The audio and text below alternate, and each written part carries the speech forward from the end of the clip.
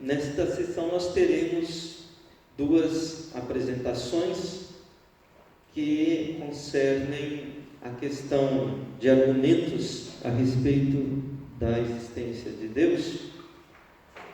A primeira apresentação será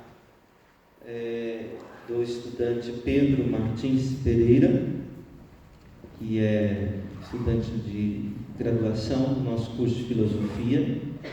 Ele vai apresentar o tema A Extensão do Divino, uma análise do argumento ontológico de Gödel em S5.1. Depois nós teremos uma apresentação do Luiz Gustavo Oliveira dos Santos, que é mestrando do programa de pós-graduação em filosofia da UNB, que vai tratar do argumento teleológico, uma ponte possível entre ciência e religião cristã.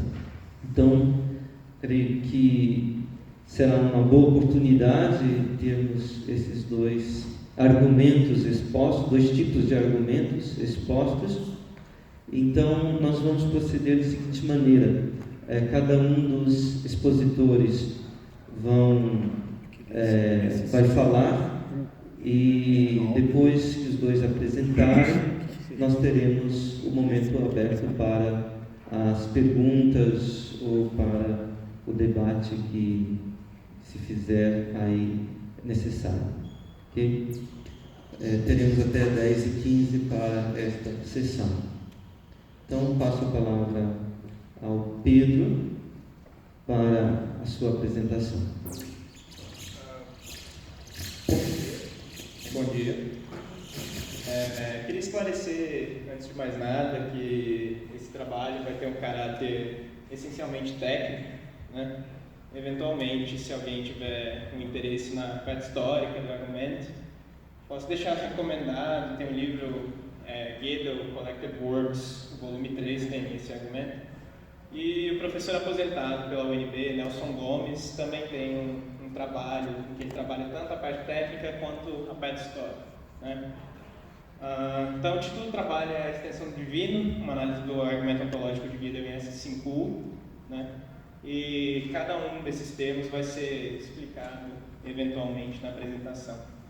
Primeiro, a gente tem que começar definindo o que é um argumento ontológico, né?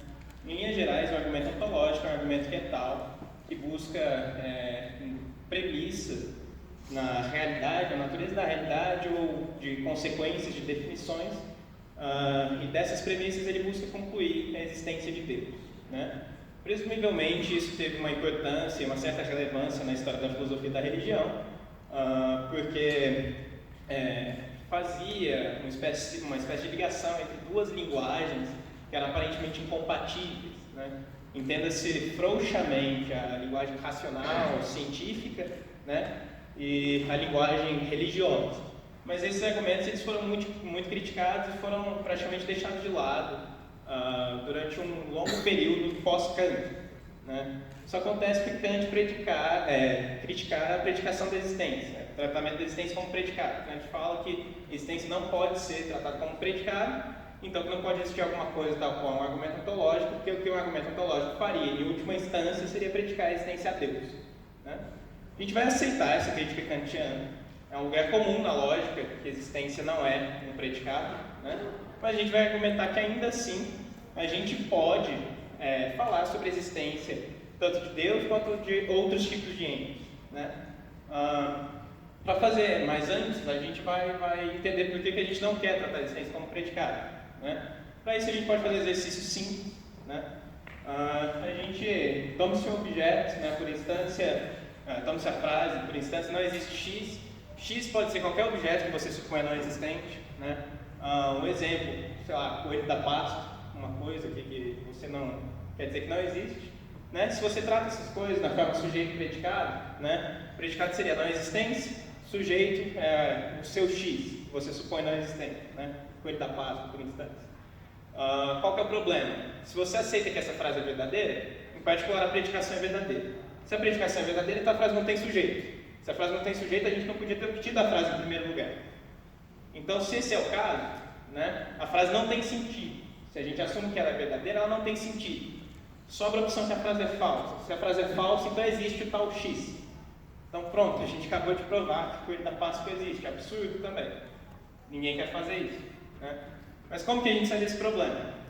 Na lógica, o que a gente vai falar é que na realidade ser alguém, ser o coelho da Páscoa, ser Deus, né, de forma mais interessante, na realidade é ter algumas propriedades, né? Então quando a gente diz que existe Deus, ou que existe qualquer um desses entes, na realidade o que a gente quer fazer é dizer que ser esse ente equivale a uma série de propriedades, e dizer que existe quer dizer que pelo menos algum indivíduo satisfaz essas propriedades. Então na lógica a gente nota dessa forma, né? Existe XPX, se leria como existe um X que tem a propriedade P, né? Essa frase obtém na lógica para pelo menos uma substituição do pronome X por um nome próprio, essa frase sai verdadeira, né? Mas para esse argumento em particular, a gente não quer simplesmente dizer que Deus existe, a gente quer concluir a existência necessária de Deus, né? Necessidade, nesse caso, vai querer dizer que para qualquer estado de coisas, a propriedade de ser Deus tem uma extensão, né? Seja lá qual for essa propriedade, a gente vai falar disso mais para frente, né? Mas o que quer dizer para qualquer estado de coisas? A gente vai pensar aqui em termos de mundos possíveis, né? A gente poderia entender mundos possíveis como conjuntos maximais de formas. O que isso quer dizer? Se a gente tem um mundo, por exemplo, o mundo atual, o mundo possível seria uma espécie de livro do mundo, seria o conjunto de todas as formas, todas as frases que são verdadeiras nesse mundo. Pensar em mundos possíveis é pensar em mundos que têm frases com valores de verdade diferentes dos nossos, né? Seria simplesmente uma coisa desse tipo. E aí esse quadradinho aqui, esse operador que a gente chama de box, que é o operador de necessidade, ele diria pra gente que essa frase, né, necessariamente existe alguém que tem a propriedade P, quer dizer que pelo menos um indivíduo satisfaz a propriedade P para qualquer estado de coisas, né? É isso que a gente está falando. Mas não adianta só dizer necessariamente, né? Primeiro a gente vai dizer quais tipos de mundos possíveis interessam, né? Para isso a gente tem a relação de acessibilidade, o sistema modal mais comum, mais antigos, para a lógica standard, lógica modal standard é o S5. O S5 tem 3 relações de acessibilidade, que é reflexividade, que é todo mundo W acessa ele mesmo, transitividade, que é se o mundo W acessa o mundo W', o mundo W' acessa o W duas linhas, então W acessa W duas linhas, e vai ter a propriedade de simetria, que se W acessa W' acessa W. O que essas 3 coisas garantem para a gente? Simplesmente que a gente pode verificar o valor epistêmico de qualquer mundo possível. Ou seja, a gente sabe exatamente quais formas são verdadeiras e quais são falsas em qualquer mundo possível, né? Em particular, esse trabalho estava com o título de S5U, porque o argumento original do Gödel era inconsistente, né? O que a gente vai apresentar aqui não ele é uma correção do argumento de Gödel, mas para fazer a prova da inconsistência, esse sistema era mais conveniente, né? E tem só uma relação de acessibilidade, que é a universalidade, que todo mundo W acessa o mundo W'. Então todo mundo se acessa, né? Para todo W', W acessa W'. Tem um teorema no Blackburn que mostra que S5 prova uma sentença phi se somente se S5U prova uma sentença phi. Então, apesar de serem 2 sistemas aparentemente diferentes, eles são descrições da mesma lógica modal. Então, a gente pode fazer essa transição sem problema, né? Por fim, falar simplesmente necessidade, né, não resolve o nosso problema. A gente tem que explicitar exatamente o que a gente quer dizer com necessidade. Para isso a gente tem que dar um comportamento axiomático da necessidade, né? Então o nosso operador vai seguir as regras do sistema normal modal S5, que é tal que se alfa e beta são metavariáveis proposicionais, né? Então é necessário que alfa implica beta, implica que é necessário que alfa implica necessário que beta. Você pode fazer a distribuição da necessidade. Se necessário que alfa implica alfa, ou seja, se uma coisa é necessária, então ela é atualmente verdadeira, né? E a gente tem alfa, necessário que alfa implica que é necessário que alfa seja necessário. Isso serve tanto para aumentar quanto para diminuir, eliminar esses strings de box. E a gente também tem que alfa implica que é necessário que alfa seja possível. Isso serve para a gente poder reduzir essas correntes de possibilidade e necessidade, né? Tem outra forma de formular isso, você poderia tirar o 4 e o B e deixar um 5 no lugar, mas tanto faz, né? Equivalente. Além disso, esse argumento vai exigir que nós adotemos uma lógica de segunda ordem. Uma lógica de segunda ordem é simplesmente tal que ela tem propriedades para propriedades, ela tem quantificação sobre propriedades, né? Uma propriedade a princípio pode parecer alguma coisa complicada, mas é uma coisa muito simples. Um exemplo clássico de propriedade é ser uma cor, né? Uma cor é um predicado, mas ser uma cor é um predicado que se aplica a predicados, não a indivíduos, né? Outro exemplo seria a propriedade de ter todas as propriedades de um grande general, é ela mesma uma propriedade de segunda ordem, né? Isso vai ser importante, porque a gente vai ter uma propriedade que vai ser propriedade positiva, que a gente vai usar constantemente no argumento, que é uma propriedade de propriedades, né? Agora a gente já tem mais ou menos o suficiente para poder partir para o argumento, né? Esse argumento ele vai ter alguns axiomas e algumas definições, né? Começando pelas definições. Primeiro, eu vou fixar a leitura de algumas coisas. Esse D a gente vai ler como propriedade divina, ou ser Deus. E vai ser essência e é indispensável, né? De novo, a leitura dessas coisas não é porque eu estou chamando isso de ser Deus que isso explica, isso resolve o problema. O problema só vai ser resolvido se eu disser exatamente o que é isso, né? Que é o que está nos axiomas. Então eu vou dizer que X é Deus se somente se para toda propriedade, se a propriedade é positiva, então ele tem. Positivo para o Gödel era entendido num sentido colocado num sentido moral, estético. A gente vai ver o comportamento axiomático dessas coisas, mas ela não é uma propriedade que é definida em relação às outras, ela é não analisada, né? A definição de essência vai ser tal que φ é a essência de x se somente se esse x tem a propriedade φ, e essa fórmula, olhando ela diretamente, pode ser um pouco complicada, né? Para todo psi x implica box, para todo y implica psi, mas só quer dizer, isso é coisa complicada, só quer dizer que para φ ser a essência de alguém, esse alguém tem a propriedade φ e todas as outras propriedades que ele tem são implicadas por esse φ. Então todas as outras propriedades que ele tem têm decorrência da propriedade que é essencial a ele, né? E a definição de indispensável, a gente diz que x é indispensável se somente se para toda propriedade, se a propriedade é essencial, então ela tem extensão, ou seja, se a propriedade é a essência dele, então tem alguém que satisfaz, né? E os axiomas vão ser os seguintes: se uma propriedade φ é positiva e necessariamente tudo que é φ é psi também, então psi também é positivo. Um exemplo, ser sábio é uma propriedade positiva, mas todo mundo que é sábio também é bom, né? Necessariamente. Então, ser bom também é uma propriedade positiva, uma coisa desse tipo, né? Segundo axioma, P não φ se somente se não P φ. O que isso quer dizer? Que de um predicado e a sua negação, somente um é positivo. Um é positivo se somente se o outro não é, né? Então você pode falar que sempre que você pega um predicado qualquer φ e a sua negação, um dos dois é positivo e o outro é a negação, né? Aí a gente vai ter o terceiro axioma, que a propriedade de ser Deus é ela mesma positiva.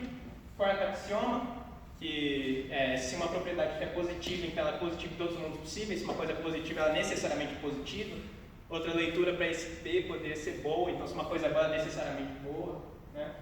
E o quinto axioma, que se é indispensável uma propriedade positiva, né? Aí a gente tem a dedução, eu vou abrir essas contas, né? Mas tem a cara geral disso aqui. Primeiro teorema é que se uma propriedade positiva, é possível que exista é possível que essa propriedade tenha extensão, né? Para provar isso é muito simples, a gente vai partir do primeiro e do segundo axioma, né? O primeiro axioma, basicamente, mais simples até, a gente prova por redução. A gente assume a negação, fala que não é possível que uma propriedade positiva tenha extensão. Se não é possível que ela tenha extensão, então qualquer sentença, qualquer implicação que tenha ela como antecedente, já é imediatamente verdadeira, porque o antecedente é falso, né? Isso é um princípio da lógica clássica. Com isso, ela pode implicar qualquer psi. Em particular, ela implica a sua negação. Mas se ela é positiva e necessariamente ela implica a sua negação, então a negação também é positiva. Mas isso é uma contradição com o segundo axioma. Então a gente prova o primeiro teorema, né? Que se uma coisa é positiva, então é possível que ela tenha extensão. Segundo teorema vai ser de que é possível que exista alguém que é Deus. Possível que Deus exista, basicamente. É isso que a gente está falando, né? Como é que a gente prova isso? Isso é muito trivial. A gente acabou de provar um teorema falando que se uma propriedade positiva, então é possível que ela tenha extensão, você simplesmente pega o axioma que fala que ser Deus é uma propriedade positiva e instancia o teorema que a gente acabou de provar, né? Então segue também. O terceiro teorema vai ser que Deus é a essência de si próprio, né? Para isso a gente vai precisar do axioma 4, da segunda definição, que é a definição de essência, e do quarto axioma, né? Como é que isso sai? Definição de essência é tal que φ é a essência de x e somente se φ tem x, né? E toda outra propriedade que ele tem é necessariamente implicada por esse φ, né? Se a gente pega a definição de Deus é tal que se uma propriedade é positiva, então ele tem.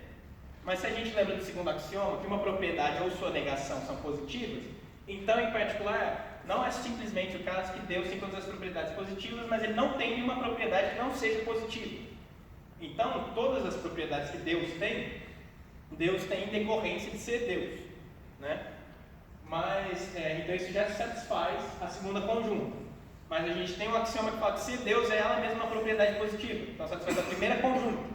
Em particular, satisfaz tudo, né? Então, ser Deus implica que Deus é a essência de Deus, né? Deus é sua própria essência, em algum sentido, né?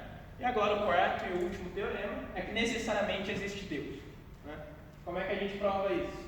Definição de ser indispensável é tal que se uma propriedade é essencial desse alguém que é indispensável, então ela tem extensão, necessariamente. Tem um axioma que fala que a propriedade de ser indispensável é uma propriedade positiva. Se ela é positiva, pela definição de Deus, Deus tem essa propriedade, mas a gente acabou de provar que a essência de Deus era ser Deus.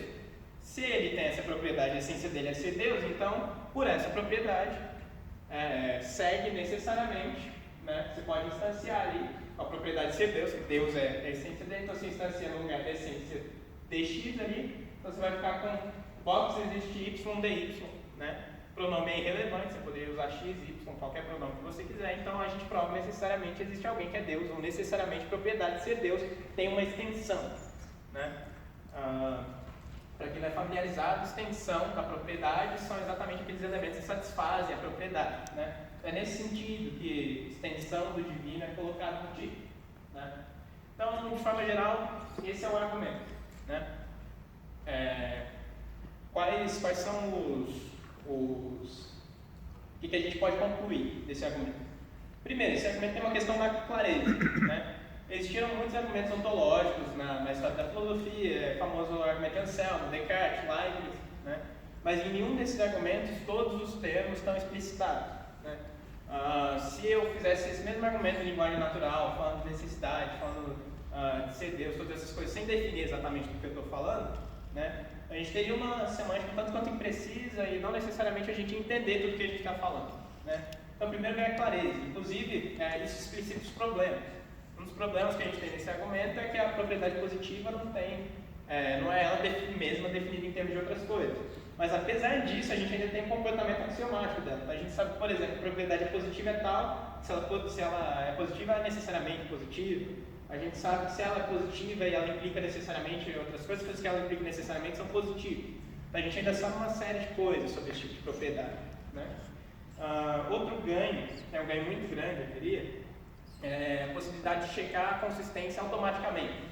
Ano passado, 2 caras de Stanford usaram inteligências artificiais para checar que o argumento original do Gödel, que tinha uma definição de essência diferente, a essência não exigia que o indivíduo tivesse a propriedade que é essencial, só que ela implicasse todas as que ele tem, provaram que isso era inconsistente, essa versão era inconsistente. Era inconsistente como é uma lógica, por mais que seja modal, seja de segunda ordem, uma lógica clássica, então era trivial, porque se ela deduz uma contradição, em particular ela deduz qualquer coisa, né? Pelo princípio da explosão. O que acontece? Poderia ser o caso que esses argumentos, o argumento do Anselmo, o argumento de Descartes, são inconsistentes e a gente não sabe, mas a gente também não tem como checar. Aqui a gente tem uma sintaxe tão bem definida que o computador pode fazer a checagem automática desses argumentos, né? Poderia, até queria falar da prova da inconsistência, uma prova muito simples, né? Mas a gente não vai ter tempo aqui. Mas enfim, essa é que a gente viu já é a versão corrigida. Existe mais de uma correção. Você pode tirar essa definição, você pode acrescentar essa conjunção, tem várias coisas que você pode fazer. Por fim, né, fica a questão da concepção de Deus, né? Um problema que poderia ser adereçado a esse tipo de prova da existência de Deus é que você não tem como falar que isso é uma prova da existência de Deus no sentido geral, no sentido que seja necessariamente compatível com Deus de alguma religião, né? O que a gente quis dizer? Que no final das contas, ser Deus era ter essa propriedade, né? Se isso equivale, se você aceita, por exemplo, as premissas desse argumento, né? Então você aceita a conclusão, você acha que esse argumento, além de ser válido, ele é cogente, né? Você aceita a existência de Deus, mas é um Deus muito particular. Você, na verdade, quando você diz que você aceita a existência de Deus, você está dizendo que você aceita a existência de um ser ou de um ente que é tal que ele tem todas as propriedades positivas. Isso não implica necessariamente na existência de nenhuma das outras coisas que estão envolvidas na maioria das mitologias teológicas, geralmente. Então, um teólogo ou até mesmo uma pessoa que é um crente poderia criticar que esse argumento, tudo bem, é um argumento válido, ele tem uma dedução válida, mas o que ele prova é uma coisa totalmente diferente de Deus, né? Mas ainda assim, uma conclusão que a gente pode tirar desse argumento é que mesmo uma pessoa que faça esse tipo de crítica, ela poderia ela mesma tentar achar uma definição mais satisfatória e colocar nesse patamar de clareza e de precisão sintática e semântica em termos lógicos, né, para tratar esse tipo de problema. Então, de forma geral, era isso. Não sei se eu às vezes expus muito rápido, mas a gente tinha pouco tempo, né? Muito obrigado pela presença e pela atenção de vocês.